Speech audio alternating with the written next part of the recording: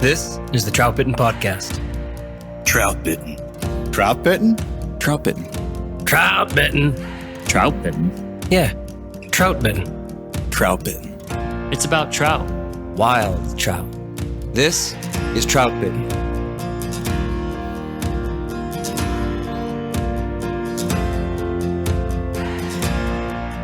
This is the Troutbitten Podcast, and thank you for tuning in.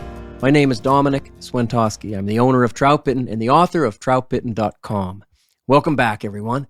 This is episode 2 of the Troutbitten Skills series on winter fly fishing. And I say welcome back because I hope you've come to this podcast after first listening to episode 1 in this series. Although it's not necessary, I do think these episodes are best consumed in order because that's really how these skills series are designed. So this one is all about your hands, warm hands, working hands, how to fish in the coldest weather you'll encounter, and stay out there, catching fish and meeting the challenges that winter fishing can bring. Let's get right to it this week. Let me introduce my friend and fishing buddy, Austin Dando. How you doing, Austin? You ready? I'm good, buddy. I'm ready. Hey, how'd that episode 1 get so long? It was long. It's what, 20, 30 minutes longer than we aimed for, probably. Right. It's over an hour. Yeah. It's hard to do, though. We covered a lot of ground, and I think it was a good starting base for the rest of the series here. I blame it on you. I assume so. Didn't you get off track and just were telling stories a couple times? Or was that me? Didn't you hear me? Yeah, I don't know what to tell you. All right. So, yeah, it was long. It was a little longer. Like you said, it's good to set that base. There's a lot. We could probably talk for hours on each one of these podcasts. Oh, yeah. Hey, let me address this, though. I had a couple comments come in from episode 1 already that I'd like to quickly address because both of them were about safety, and they suggested that winter fishing is dangerous. Do you think it's dangerous? Sort of a loaded question. Yeah, you said that. You say that for every question. Yeah. Nuance, right? I don't believe it's any more dangerous necessarily than fishing or wading in rivers any other time of the year. Yeah. Yes, it's cold, but the dangers of falling or freak accidents could happen any day of the year, regardless of temperature. The exposure there, of course, I think is a higher risk than for frostbite or hypothermia that may exist during July. Yeah. I will admit that it's mildly more dangerous. Let's say you did fall in. If you took a big gulp of cold water, really cold water, that'd be different than taking a gulp of 60-degree water, right? Yeah, I mean, it's way different. And I think, maybe our tolerance for risk is a little different, maybe more calculated in terms of I'm not going to walk out on a shelf of ice that could crack and drop me down. I'm not going to do dangerous things that will get me in trouble. You have to be aware. You have to be alert and think ahead. You can't be acting, aloof out there and not expect something to maybe get you. No, I'm with you. I do wade differently. I was thinking about this today when we were out there because I had already gotten this question twice. It wasn't a question, it was a comment. Basically, the comment said, hey, you got to kind of almost saying like you shouldn't be fishing in the winter because it's too dangerous. Nah, I certainly don't agree with that. I also don't think it's our responsibility to warn everyone about all the dangers about everything we talk about. Sorry. Yeah. I'm not putting that disclaimer in every podcast. But, yeah, man, I wade differently in the wintertime. I don't want to fall in because it really can ruin my day. Yeah. Sloop used to talk about that. He'd say, think about your confidence or, how much more brashly we wade in the warmer months than we do in the winter because we do have that internal caution. Yeah. It's not unthought about. Nah, for me, it's not even safety. Like I said, it's just if I fall in the wintertime, I'm going to be cold. I don't care how many layers I have on and how much I move after that, try to generate some body heat. But yeah, there's a few unique dangers. Like we said, I mean, gulping some water, that's tougher in the wintertime. There's shelf ice you got to be careful with. There are icebergs when I fish freestone streams up north. Yeah, man. That might be the most dangerous thing. They'll sneak up on you because they're deadly quiet. I'm serious. Now, we usually fish upstream, so we're rarely surprised, if ever, surprised by them. But if you're facing downstream and an iceberg hits you from behind, that might be the most dangerous thing. If it's a big one, and you're in the wrong, scary. If you're off balance, it could bowl you over. Now, another good one is when you stand in the same spot for slightly too long and you go to move and you realize that the water around you has frozen and you're stuck. I've had that happen a few times. That's right. I'm more worried about my waders than my safety at that point. Yeah, I know. Good one. And snow leopards. You got to watch out for snow leopards. They're very prevalent in central Pennsylvania. Yeah, well, they're everywhere. Yep. The Nittany lion will get you. Well, yeah, with snow on him, he looks like a snow leopard. Just saying, it's safe enough out there, friends. So go out in the winter, have some fun, take care of yourself, though. All right, I think what we just talked about, really, the element that is most different is the cold. That is what defines winter fishing. Like we acknowledged in the last podcast that the cold, or really our inability to deal with it sometimes, is one of the main reasons that many anglers stay home. And so that's why I think any in-depth discussion about winter fishing really has to start with how to stay warm. If you're so cold that you can't function normally, you just won't fish well. And I know that from experience. And you'll walk back to the car and probably won't hit the water again until springtime. In next week's podcast, we're going to get deep into all of that, keeping your whole body warm from head to toe.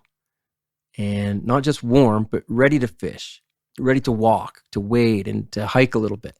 But in this episode, we're starting with your hands, just your hands, because there's a lot to this one. And maybe nothing is more important. I don't know about more important, but it's very important, right? What do you think, Austin? I think it all starts with the hands. I mean, All right. That's the basis of everything we do. Any adjustments we'll talk about. But if you get out of the car and immediately your hands are frozen, or if you just get in the river and you realize 5 minutes in your hands are done, Yeah. I mean, there's not a whole lot you can do if you're not prepared for it. And it's a day ender, if so. Yeah, there are things you can do to kind of warm them up again. We're going to talk about this in a little bit. But fly fishing's different. We got to recognize that. We're not cranking a spinning reel. Again, I grew up fishing a spinning reel, and I distinctly remember when I was 8, 10, 12, 14 years old, those first couple weeks of the season, of the trout season around here were, early April. And man, many times there was snow on the ground. But I would wear gloves. I mean, with fingers in them, sometimes kind of winter gloves, like kids' winter gloves. And I could get by. I could do it. I remember actually used to wear one glove that was fingerless on my right hand, so I could use that spinning reel, for the casting. But whatever. You can get around it differently when you're cranking a reel. But when we're fly fishing, we need a line hand, for stripping, for the tactic of stripping line. That's now our responsibility with our hand rather than cranking it. We all know this. You have to have that hand out. And we need the trigger finger too, what I call a trigger finger. You always have the line, right? Yeah. Coming off of your rod guide, the stripping guide, and then under your, what I call a trigger finger. Right. And that means you're using both hands. If you're using a trigger finger and you're retrieving line, you can't do those two things without using both your left and your right hand. Agreed. So they both have to have that sensitivity and manipulation available to the fingertips. Yeah, there's some dexterity necessary. Yeah, dexterity, that's the right word for it. But the ability to feel, right, is really important. And if you have cold hands and they don't have gloves on them, okay, now you got numb hands. You can't feel anyway. Yep. If you've got big, heavy ski gloves on, okay, now you can't feel anything anyway. Yep. So there has to be a happy medium solution.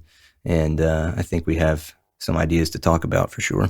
Yeah, I mean, the way we fish, and I honestly don't know if there is another way to fly fish and not need your hands like we're talking about.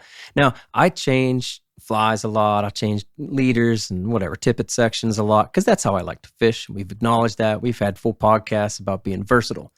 I want to be able to continue to do that in the winter. Maybe I change a little bit less, but anyway, I keep my hands warm also so I can tie knots, so I can change. I can do whatever I want.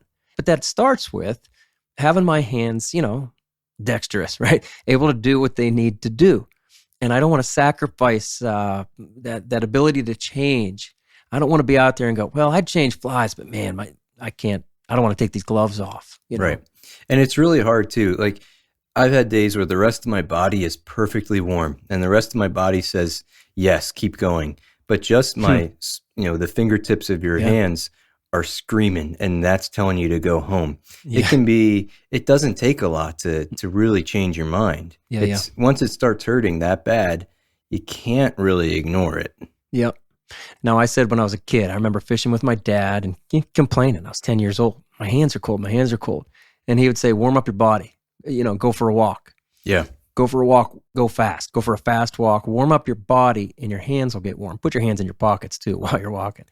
And I did that. I remember as a kid, I go, oh, that works, And here's the point. You build up body heat somewhere else. I kind of think of it as like there's a heat reserves. There's like a tank of heat in your body. Right. And if your core doesn't need it, if your head doesn't need it, if you keep your jacket zipped up and a couple hats on sometimes, if you keep that heat in your core, on your head, and the heat can go to your hands. It doesn't have to be keeping the rest of you warm.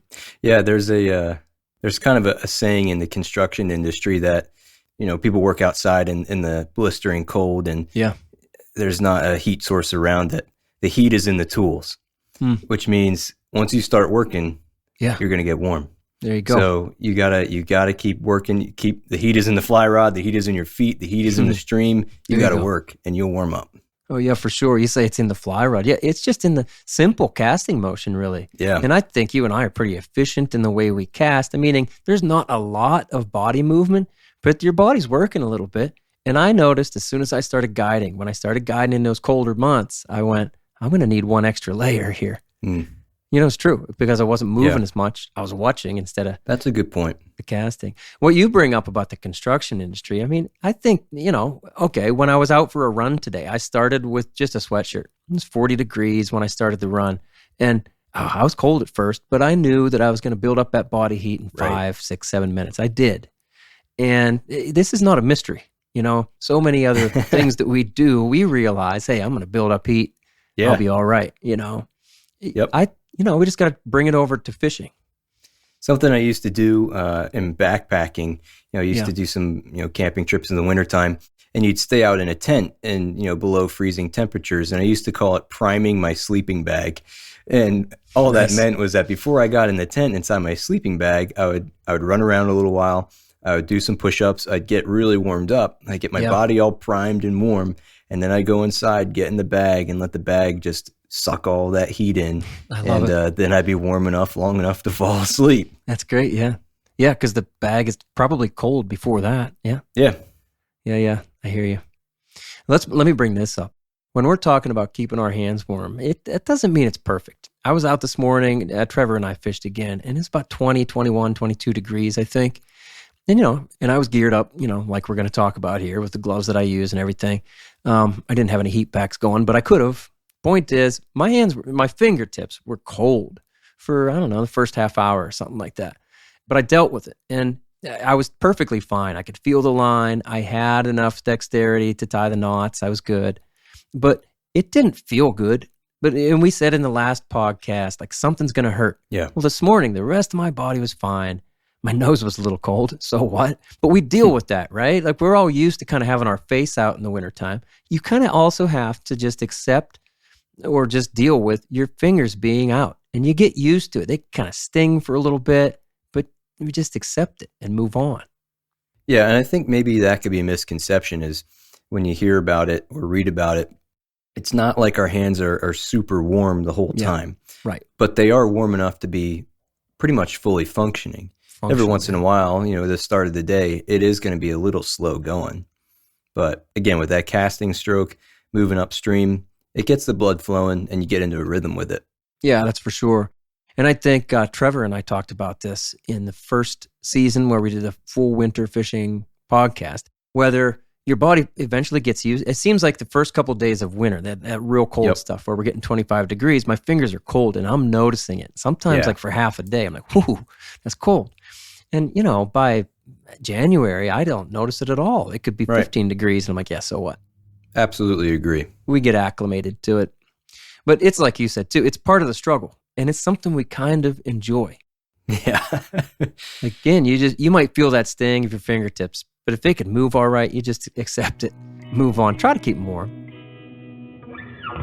Tactical Fly Fisher was founded by Fly Fishing Team USA angler Devin Olson to bring anglers cutting-edge gear and techniques from the international competitive fly fishing scene. Tactical Fly Fisher's aim is to help you improve your angling ability so you can have more fun on the water. Whether you need some flies, fly tying equipment, or a new rod or reel, they've got you covered. Head on over to tacticalflyfisher.com and use the code TBPOD10 That's TBPOD10 to get 10% off flies, fly tying supplies, or terminal tackle.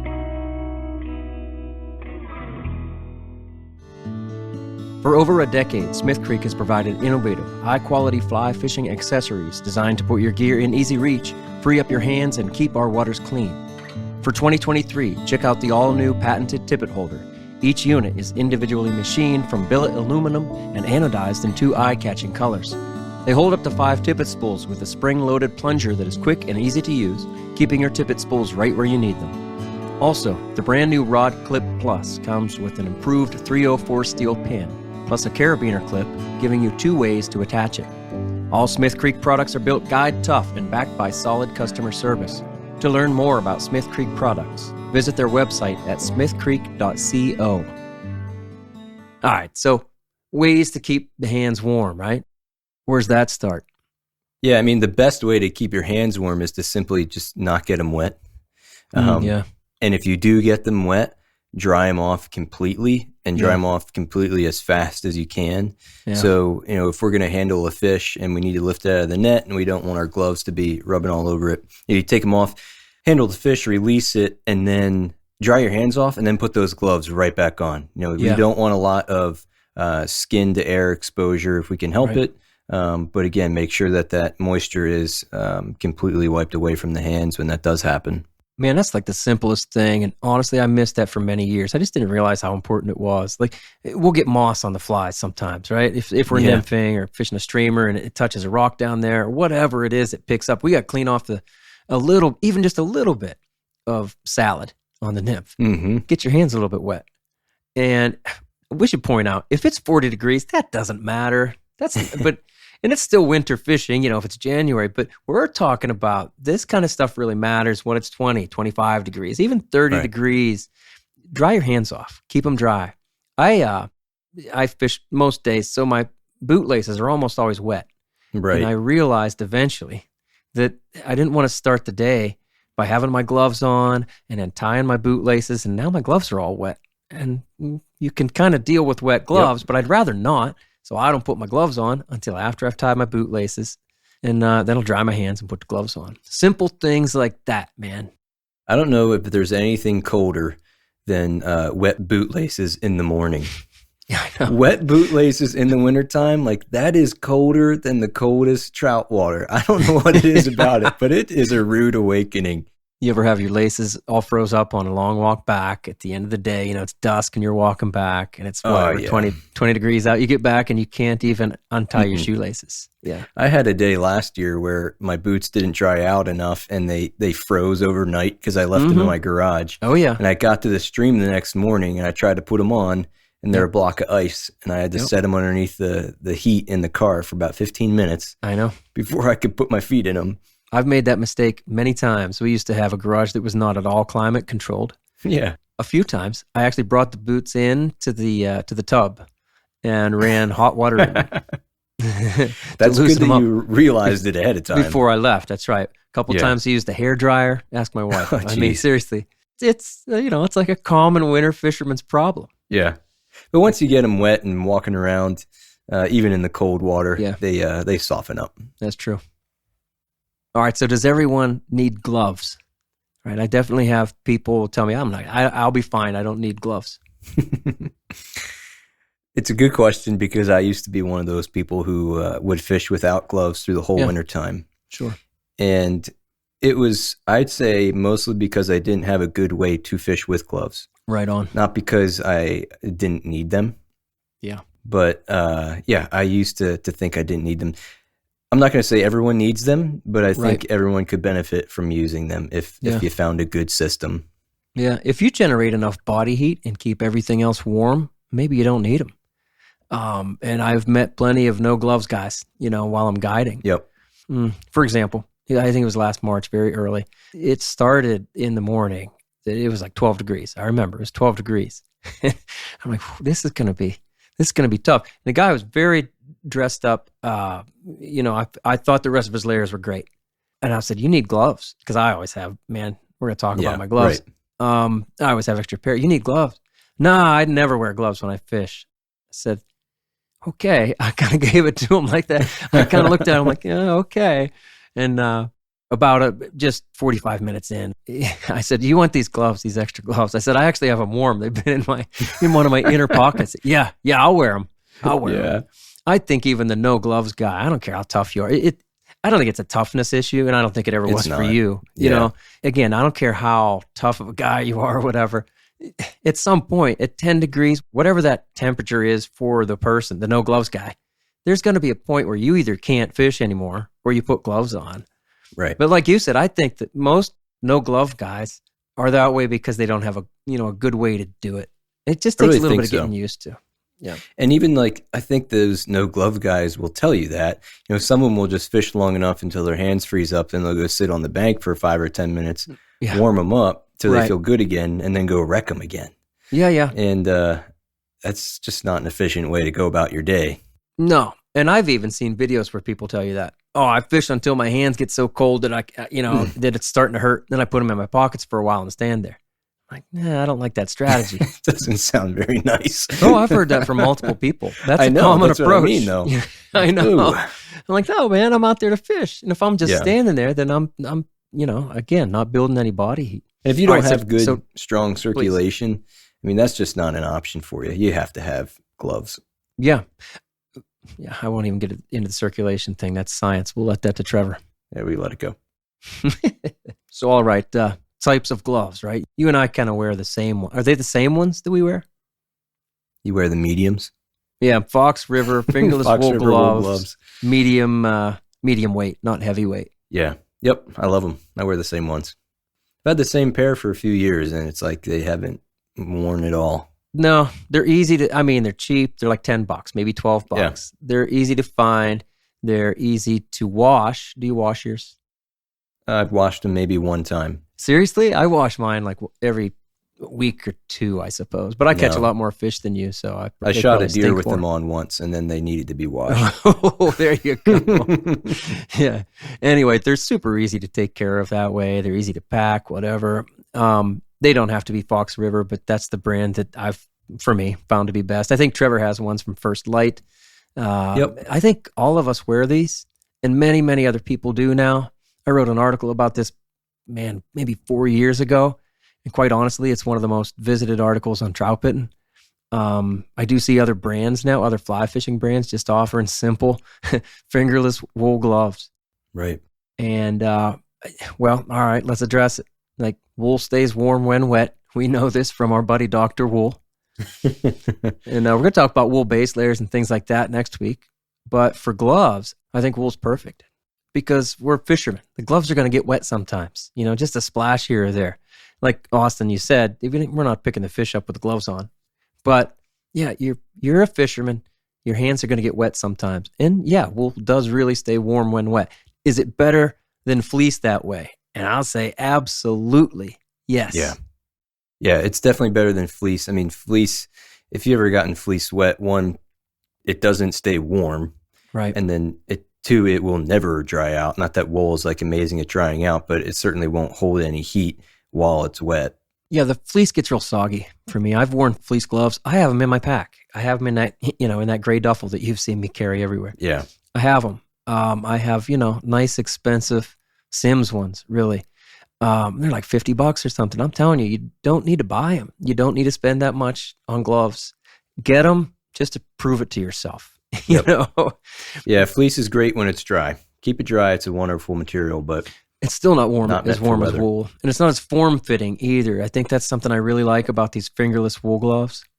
We keep saying that. We should point out, fingerless is super important to us. Again, we have to have that feel to the line with our trigger finger and stripping the line. And I even like having that feel on the rod. With my fingertips out, I can feel what I need to feel. I can tie the knots. Yeah, and fingerless really means it goes up to the first joint in your finger usually. Yeah, so it's not like it just goes up to the top of your palm and ends. Half of your finger is still covered up. It's just the bare necessities that are exposed there. Yeah. Truth be told, I'd love to have my fingers covered, Yeah. It's not really a possibility. I think a lot of people would, and that's why you see things that like they look like a glove, but they're a fingerless glove, but they also have the cover on them. You know what I mean? And they're not practical. So like Sims were, one of the brands that made them for a long time. Yeah. And the idea was that you could fold back the top half of the glove and expose your fingers when you wanted them. But it's just really bulky. It gets in the way. The only time you can use that, the full covered portion of the glove is maybe when you're walking or you're not fishing anymore. Yeah. So I really exactly do like that fingerless advantage that way. Yeah. I will say, they call that a glommet, right? Okay. Is that the proper term? Yeah. It's a glove and a mitten. Jeez. And combine the two words. There you go. And I still have them again in my pack. I probably have 5 different kinds of gloves in my pack. Yeah. Or at least 5 sets. And anyway, one of them is a wool glommet. And I used to use that, like you said, I would have that there to fold over, and I would keep a heat pack in it, and I would really get some heat. You just kind of squeeze into that heat pack, and the glommet would. I had rubber bands that kind of hold it down, like you said, it flops otherwise. Me and rubber bands. Yeah. So I think the glommet, whatever, it can be a solution. And we're not telling you have to fish the gloves that we fish. Just telling you what works for us. I kind of feel funny telling people like, oh, you got to do it this way. I'm not going to tell you that, but I'm telling you what really works for us and a lot of other people. It's good. Yeah. Medium weight versus heavyweight, kind of talked about that, but I like the medium weight. When I go to heavyweight, they're just more bulky, and they're a little more warm. I actually would rather wear 2 pair of medium weights than 1 pair of the heavyweights. Why is that? Because you can downsize? No, not about downsizing really. It's more about they're not as bulky that way. Believe it or not, 2 mediums are less bulky than the heavyweight. Yeah. For me, right. That's kind of almost incidental. But if you can try them on somewhere, see what you think's going to work for you. Yeah, I also like the medium weight. If I went up 1 size, which I have, actually, it sort of adds to fatigue for me on the rod handle. When I'm constantly setting or casting, it's like an extra barrier between me and the rod. It's like a cushion cord. you got to push through.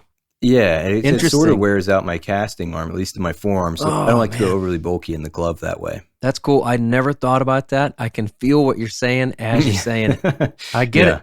I think that's why I don't like the heavyweight as much either. Your forearm muscles almost start to work too much. Yeah, it's exactly what it is. Push through that cushion. That's strange. See? You're so smart. My one thing for the day. Imagine if Trevor was here. Yeah. All right, what about the nitrile gloves? You know what I'm talking about? Yeah, I know you're talking about your favorite glove on the market. Yeah, nitrile, or some people say nitrile. I actually looked it up before this. You can pronounce it either way. I want to stick with nitrile. They're surgical gloves. Go ahead. I've had mixed experiences. I used to use those gloves as a kid, like shoveling snow at my house. Yeah. But I'd always put them underneath another glove. Yeah. Because it added like a moisture barrier if the main ski glove were to get soaked through. And I haven't had the same love for them just on their own. Yeah. I think when you take away the additional layer on top of them, they sort of lose at least the point to where I used to use them. Agreed. We should mention what we're talking. They're like surgical gloves, right? That's what I always. Yeah. So you'll often see them. They're blue. They're black. They're extremely tight fitting. They're super super thin, and that's what they're made for. You can actually have some functionality with your fingertips. You can still feel your fingertips. Not as good as you can, of course, on bare skin, but you can tie knots with it. Not Absolutely. as easy, right? I used them for a while. I thought oh, this is a good idea because I saw other people doing it. I'm going to tell you the truth, and I'll probably hurt people's feelings saying this. They're useless. I feel like they're absolutely useless. They might keep my hands dry, but you can still feel that they're so thin, you can still feel that evaporation through the glove. And that's sort of the point of that glove, is you can still feel what's outside of the glove because it's so thin and so skin tight. That's one downside. Another downside is that they trap that moisture. They don't breathe. They got that little powder inside, so you can put them on and take them off. They don't breathe. And so if you do work your hands a lot, which we do when we're fishing, you're going to build up some moisture in there, and now that moisture is trapped next to your skin. It's a bad idea. My hands are colder in those nitrile gloves than they are with just these fingerless wool gloves. They do not protect I don't find that they protect my hands or make them any... They certainly don't there's no insulation there. They're not going to make them any warmer. All they can really do is keep water off of your fingers.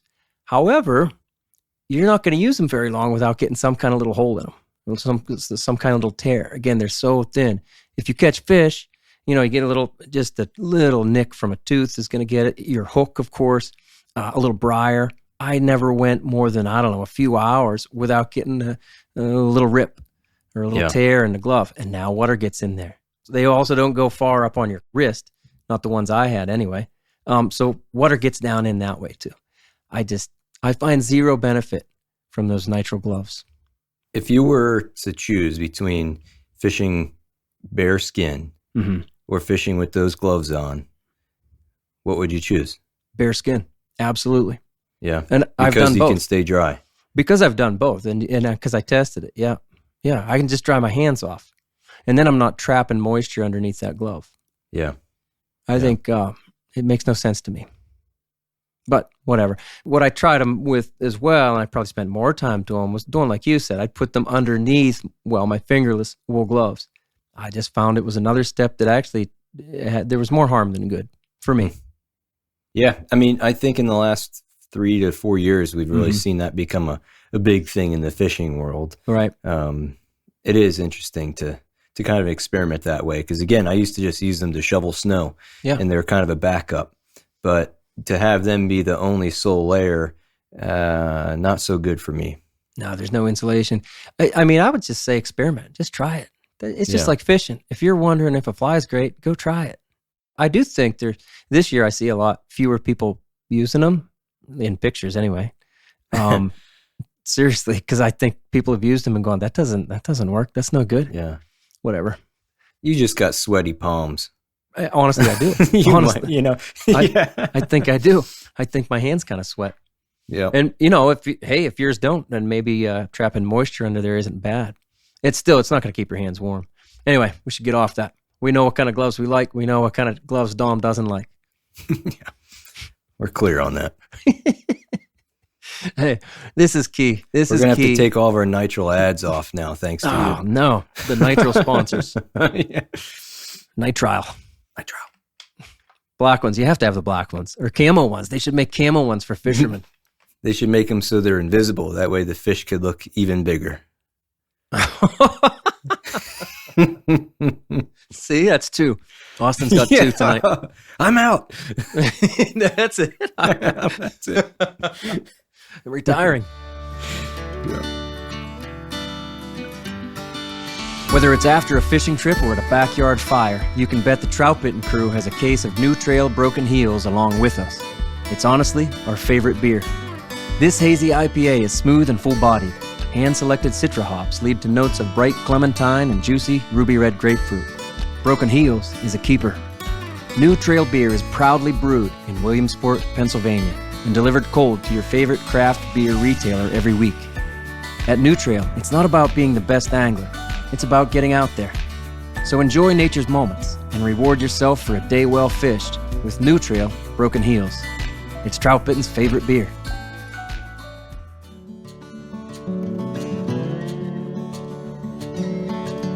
Precision Fly and Tackle is a family-owned business with a passion for the outdoors and a sense of adventure. They are anglers who enjoy every moment spent on the water with family and friends. Precision Fly and Tackle carries the widest selection of Euro rods, reels, lines, leaders, flies, and accessories. From the beginner to the advanced angler, Precision Fly and Tackle can outfit every angler, no matter the budget. Visit them online at precisionflyandtackle.com. Then use code TROUTBITTEN10, that's the number 10, for 10% off your order. Gear up with Precision Fly and Tackle for your next adventure.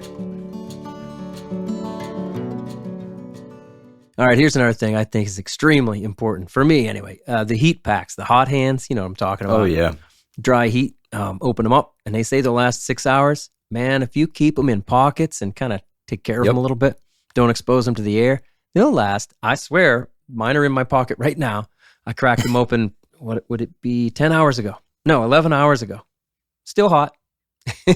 Yeah, and not like kind of hot. They can stay they're super hot for 12 or more hours. Yeah. Yeah, they can. Anyway, a couple keys to these. Right, I recommend start them before you get to the water. If you feel like, man, I need those hot hands, well, it's too late. Well, at least you're going to keep suffering for a while. It takes them a while to warm up. It takes, 30 minutes to warm up to anything. And then it takes almost, for me, I think it takes like an hour and a half, maybe a couple hours to kind of reach that maximum heat, the potential, let's say, as hot as they can get. It really takes almost a couple hours. Yeah. That's my system, man, is open them up, get them going, basically on the ride to the river. They're only like 70 cents each. Right. No, they're not expensive, especially if you buy them in the big boxes. In bulk. And that's probably the best way to do it. Buy one big box and that'll get you through the season. Yeah. Is there a certain temperature that you look at when you're saying, it's 25 degrees or it's 37 degrees, I'm going to need the hot hands? Or how do you decide when you open them up before you get to the river? Yeah, that's a good point. Probably 30, but wind matters too. Yeah. If I know it's going to be really windy, and I think we've brought that up. If we haven't, we should acknowledge that a windy day just makes it a lot colder. It's wind chill, right? What about you? What's your temp on that? Probably 35 and below. Yeah. 35 to 30, I'm generally comfortable enough without them, but anything under 30, I try to do something to help myself out. When it gets to be like 15 or less, it's kind of getting the serious cold. Yeah. I'll use the same hot hands, but they make one called the super warmer. Yeah, And yeah. it's just a big rectangle, maybe 4x4, 5x4. And that one's advertised as supposed to go to 12 hours or more. And it goes to 12 hours or more when we use them like we just described. Yeah. But I'll use those. I'll often wear a down insulated vest. Nice. Underneath my outer layer. And my vest has a breast pocket on it right over my heart.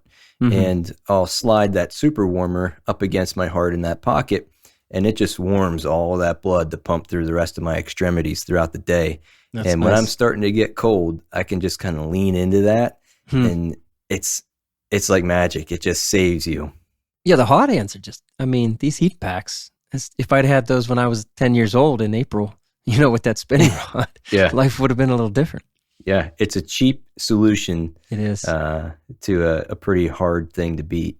I said it before. This is important. You have to keep them out of the air. My dad and I go to all the Steelers home games. And we always kind of chuckle because you'll see people on cold games, they get the hot hands out way too late. It's the same as, fishermen do, I guess. And, then they get them and then they're shaking them. And then 10 minutes later, they have them out of their pocket and they're shaking them again. I'm like, don't do that. You're releasing all the heat. That is silly. People do like to shake them. You used to. On the package, it says no need to shake or don't shake. The original ones were a different chemical makeup and you needed to shake them to activate them. These ones, these are the only ones they make anymore. All you have to do is expose them to oxygen and that process starts happening. Dude, you could probably power the world on whatever chemical process reaction that is. It's like so efficient. I'm telling you, dude, 11 hours later, these are still hot. Yeah, and they weigh nothing. It's just keeps some producing sand heat. in a bag. It's non-toxic. Magic sand. You gotta love it. Magic sand. Anyway, that stuff's great. I put them under the cuff of that fingerless wool glove, like right up against the underside of my wrist. The package says don't put them up against your skin, but that's what I do. If that is uncomfortable, then I don't know, do something else. But that's where I put it. And just like you with that heat pack against your heart, like I'll push that heat pack right into my wrist, and I can feel that heat radiating into my fingers, radiating especially back up my arm. It just changes my day. Yeah. It rejuvenates me, right? Right. It's a lot of warmth for not much bulk too. Yeah. We're keeping that bulk out of the palm. We're keeping it out of the fingers. Exactly. Putting it into the wrist is not a big deal. Right. When we talked about this on the full podcast in episode 1 with the winter podcast, I remember Trevor talked about, the blood vessels that go up through your hand and then return. And he said, oh yeah, if you warm it up in your wrist, it's going to get to your fingers and back. Yeah, that makes sense. I had middle school anatomy. I can hang. I can hang. All right. So the heat packs, I put them in my pocket, man. This seems simple, but again, just keep them there. Try not to expose them to the air. But having a pocket, this is weird. I used to dress differently, and I used to have a hand muff on the outside. Do you know what I'm talking about? I do. Yeah, it's like a pocket that on a belt. Yeah, like a big kangaroo pocket almost, but attach it to yourself on a belt. Yeah, and I used to just because I dressed, my layers were different, and I didn't have good pockets, warm pockets to put these hand warmers in. And I'd have 2, 3, 4 hand warmers in there, like with a couple rags for drying or just to kind of hold the heat in. These hand muffs are often insulated in their own right, and that's where I would keep them. But then you know what I'm going to say next. Yeah. Right? You'd wade in over them. Exactly. Yeah. And I did that so many times. I was like, I got to change this. Actually, when I got the Sims Bulkley, the Sims jacket that I wear, the pockets ride real high. I don't care how good your system is for keeping your fingers warm and your hands warm. You got to put them in your pockets sometimes. Recharge. How many do you have on you then? You got 2 or, one on each wrist. Do you have one in each pocket going at the same time? What's your method there? Yeah, the standard for me is open up 4 when I'm leaving the house. That's what I did this morning. Like I said, a lot of days, they never even leave my pockets. But let's say if it's getting down to like 25 degrees, I'm probably going to take one out and put it under each wrist. What do you do? Anything different? Generally, I don't have them going in the pockets. I'll have 1 on the heart and 2 on the wrists. Mm-hmm. And I feel pretty good. Yeah. So you definitely figure all this out when you fish enough.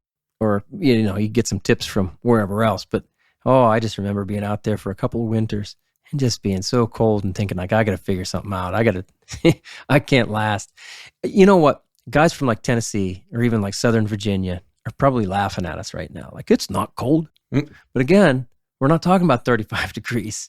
And if you want to fish in when it's 10 degrees out, 12, 15, or even 20 degrees, you're going to need some of these tricks with your hands. I mean, would we talk about how we were in base layers just a few days ago at 45 degrees? Like, so what? Right. Like, we took our gloves off. I'm like, getting too warm. But in that regard, it is funny to watch. Like you said, we kind of get acclimated. When we first hit that 45 degree day, when we haven't had it yet, my hands will go numb. That's a good point. Like, man, I'm a little weak right now. And then you get acclimated, and then you're good till it's 30 and then 25. And you're like, yeah, I'm feeling it. Yeah, that's a good point.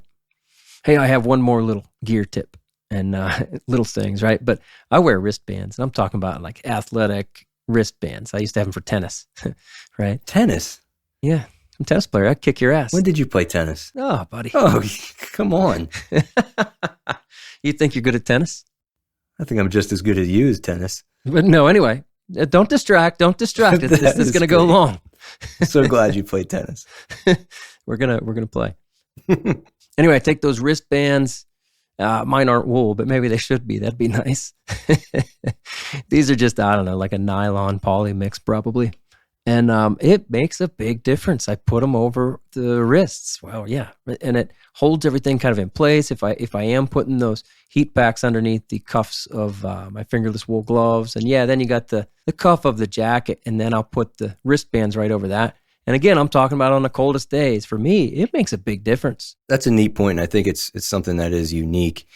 The other thing you do is the rubber bands. You talked about that a little bit earlier, but in addition to your wristbands, don't you also use rubber bands against your palms? I do. On those fingerless wool gloves, I find that they can kind of, bunch up a little bit on the palm. Okay. Yeah. So I started doing that. I mean, everybody asks me that from the videos and when I'm guiding. What's with the rubber bands? I've answered that question, I bet, 200 times. Yeah, I bet. It's a strange thing, but this was really stupid. But it actually gives me a little bit more traction too, a little more gription. I don't doubt that because, like we said earlier, the pushing through that cushion, it can get a little mushy once in a while. Get your rubber band. Is it pushing the cushion? Pushing the cushion. All right. More heat, more retained heat. Anything else? You got any other little tips? Any other small things that we missed or large? Hands, buddy. This is the definitive guide to keeping your hands warm. Something I've found, which is maybe kind of odd, but when your hands do start to really cramp up, one of your reactions might be to like blow on your hands to warm them up, like blow hot air on them. Okay. And while that can feel good for about a half a second, once you put those hands back into the cold and they're full of your moisture, I've found that to be something that makes things worse. So it's one of my first reactions is to breathe on my hands to warm them up. But immediately, like we just talked about, keeping the moisture off your skin, you're putting it right back into your fingertips all over them. So I try to avoid doing that. It's something a little different, bothers me, might not bother anyone else, but I tend to stray away from that. Man, that's something. I never thought of that. I blow on my hands all the time. What do you do instead? Just, grip a heat pack, huh? Yeah, I just try to grip my hands kind of around it their own. Like I'll make a closed fist and put my thumb over top of my knuckles and just try to use the glove itself instead of me incorporating any of my own moisture onto them that way. That is something. I don't know if I can train myself to stop that. Yeah. And maybe it's better to warm the glove up that way than it is your skin, but it does bother me. Interesting. Hey, so that's it. That's how to keep your hands warm in the wintertime. Has multiple uses, not just for fishing.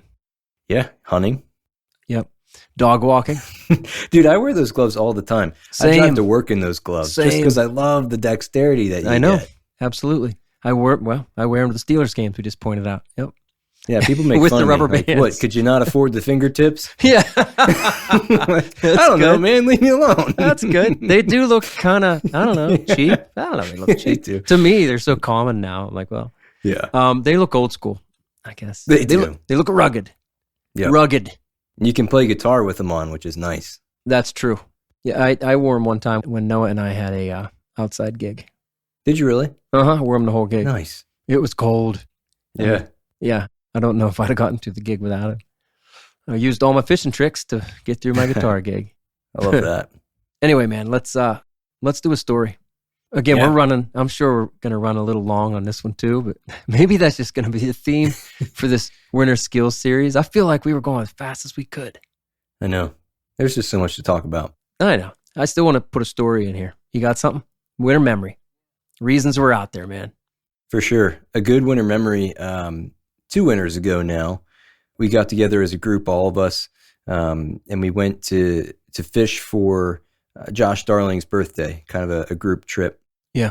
And sort of each of us had a piece of food or a drink that we were all bringing for when we got back to the truck at lunch. We'd cook and make a really good meal. And Trevor brought this, I don't know what cut of steak it was, but it was like top shelf, delicious, marinated with his secret recipe steak. And we grilled it up and he put the love rub on it, which we heard about. Yes. You can plug the love rub with love. And we did brats, we did burgers, we did hot dogs, we had cold beers, and just enjoyed each other's company around that warm grill amongst a really cold day for a while, and then got back out there and got after it. But that was just such a great, midwinter's day break with like gourmet food. Yeah, right on. One of the reasons I remember that so well, I remember that day like you do, is because Bill took such a good picture. And I used it in the, what did I call it? Is it the State of the Union? Yeah. I used that in the State of the Union 2020, maybe. Maybe it was the COVID year. Yeah, right. State of the Union, Troutbitten State of the Union article. Yep. There we were. I liked it. The only guy we were missing was Matt. Yeah, I know. I turned it into a Troutbitten Christmas card. Yeah, you did. Yeah. Sent it to each of you. And it came back. Yeah, Bill's good though for recognizing those moments, man, and getting a hold of them. He's cool that way. Yep. All right, there it is. Your hands. Keep them warm. Have fun out there. That's where it all starts. Be back next week with episode 3, Head, Shoulders, Knees, and Toes. Austin, read us out. All right. So remember, the Troutbitten Project is a free resource for all anglers. The Troutbitten website hosts over 900 articles with endless stories, commentaries, tactics, tips, and more. Find what you like through the top menu, through the search page. Navigate by way of the categories and the tags too. Be sure to find the Troutbitten YouTube channel, currently featuring the Troutbitten Tip Series, in collaboration with Wilds Media. These are short, useful, and unique tips for your fly fishing life. Thank you for listening to the Troutbitten Podcast. Please give the show a 5-star rating on Apple Podcasts and leave a comment, because that really helps. Until next time, friends, fish hard, enjoy the day, and find your life on the water.